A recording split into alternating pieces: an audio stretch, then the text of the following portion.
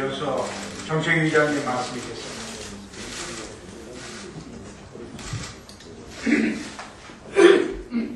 오늘 민주당 정책위의장 자격으로 언론과 정부의 안전한 평가를 드리겠습니다.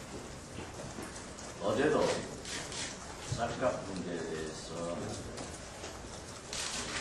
다시 한번 오늘은 민주당 정책위의장 자격으로 언론과 정부의 안전한 배려를 요구합니다. 지금 천안함 침몰사고로 모든 국정이 함께 침몰하고 있습니다. 그런데 우리 농촌에서는 어려운 일이 매일 발생하겠습니다. 잘 아시다시피 지난 3월 포천연천 일대에서 구제역이 발생하여 약 425억 원의 재산 피해를 냈습니다. 3월 말 구제역 종식 선언을 했지만 지난 4월 초 인천 강화군에서 다시 발생이 돼가지고 김포에까지 지금 막 다른 지역으로 확산되고 있습니다. 충주까지. 그런데 문제는 구제 피해 주민들의 살처분 피해농가에 대한 정부 보조금이 형편이 없다는 것에 대해서 또 한 번 축산농가들이 울고 있습니다. 정부는 시세의 80%를 보상한다고 하지만 피해 농가에서는 전혀 해가 방식하는 보상이라고 울고 있습니다. 따라서 정부는 평가 기준과 보상 수준에 있어서 피해 농가의 의견을 적극 반영해서 보상금 지급 체계를 갖추어줘야 한다 하는 말씀을 드립니다. 두 번째로 역시 최근 쌀값 문제로 농민들이 울다 지쳤습니다. 최근 산지 쌀값은 가격을 하락해서 지난 5년간 최저인 13만 4천 원 수준이고 특히 전남, 전북, 충북, 충남은 12만 원대로 폭락을 하고 있습니다. 이러한 가격 폭락 원인은 첫째, 공공기축제 도입으로 정부 수매량 감소와 수급 조절 기능이 약화된 것입니다. 둘째, 효과는 없고 선전만 요란한 쌀국수 등의 정부 쌀 소비 대책입니다. 셋째, 약 40만 톤에 달했던 대북 쌀 지원이 중단됐기 때문입니다. 네 번째, 쌀 소비량 감소와 과잉 생산.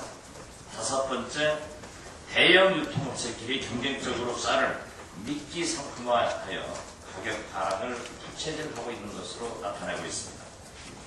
다시 말해 농민은 잘못한 게 없습니다. 정부의 농업정책, 양국정책 등 여러 원인에 의해 우리 농민이 울고 있는 것입니다. 잘 아시다시피 쌀 생산은 농업소득의 47%를 차지할 정도로 매우 큽니다. 작년 초에도 정부의 안이한 대응으로 쌀 가격이 폭락했는데 금년 들어 더욱 폭락을 하고 있습니다. 정부는 과잉 생산을 탓하고 있습니다만 또 그러면서 쌀국수 같은 안이한 대책만 제시하고 있습니다. 최근 대북 쌀 지원이 어렵다고 하면은 정부는 즉각 30만 톤 이상을 긴급 수매를 해서 농민의 시름을 달래게 해줄 쌀값 안전 대책이 필요하다는 것을 다시 한번 강조합니다. 여러 언론과 정부의 협력을 간곡히 바랍니다. 이상입니다. 예, 감사합니다. 이어서 박수영 최고위원님.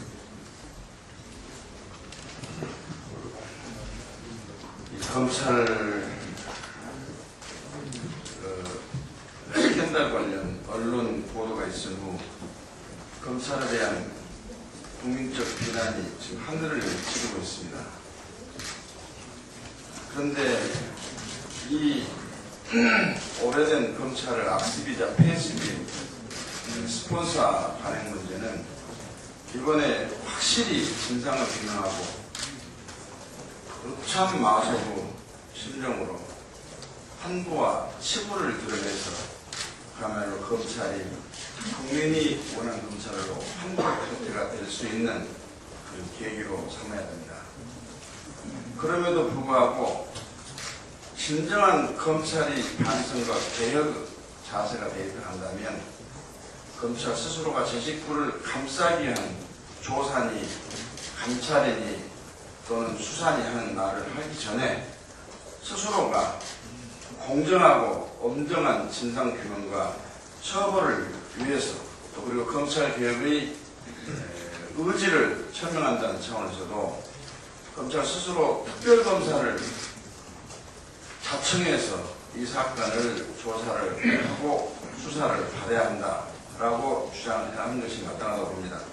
그런데 지금 검찰은 민간인을 위원장으로 또 위원의 3분의 2 이상을 민간인으로 고임을 해서 진상규명위원회를 구성해가지고 조사를 하겠다고 하는데 적어도 대한민국 수사기관인 검찰이 수사권은 어디다 두고 법적인 권한도 없는 민간인을 불러서 민간인위원회를 만들어가지고 조사를 한다고 하니 이게 지나가는 소도 웃을 수밖에 없습니다. 검찰에 대한 수사나 감찰은 법적인 권한이 없는 민간인은 도저히 할 수가 없습니다.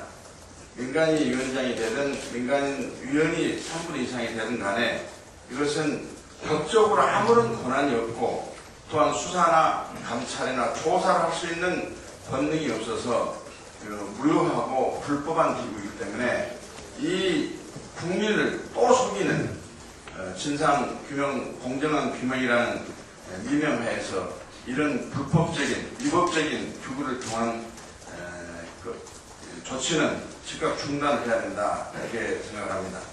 그래서 이 문제는 바로 특별검사를 통해서 확실하게 성역 없이 검찰 관계자뿐만 아니라 이 진행된 과정을 또 검찰에 대한 폐습과 악습인 오래된 스폰서 관행을 뿌리 뽑는다는 그런 자세로 특별검사를 반드시 임명해서 이 진상을 규명할 수 있도록 민주당의 당론을 정해서 하루빨리 특별검사법을 국회에 제출해야 된다 이렇게 말씀드리고요. 또 하나는 지금 이번에 밝혀진 검찰 스폰서 문제를 보더라도 검찰에 대해서도 이제는 수사를 하고 감찰을 하는 법적인 기구가 필요하다 하는 것을 국민 모두가 인식을 하고 있습니다. 그래서 고위공직자 비리 수사처를 우리 민주당의 검찰 개혁 방안으로서의 지금 과제로 선정이 되었습니다만은 반드시 여당도 설립을 해가지고 검찰의 말만 요란한 자기 개혁, 자기 반성을 행동으로 보일 수 있도록 그 검찰 개혁을 함과 동시에 고위공직자 비리 수사처를 설치해가지고 검찰의 비리에 대해서도 일반 비리나 일반 부정과 마찬가지로 가차 없는 성역이 없는 그 수사가 이루어지도록 하기 위해서 고위공직자 비리 수사처가 절대로 필요하다 하는 말씀을 드립니다.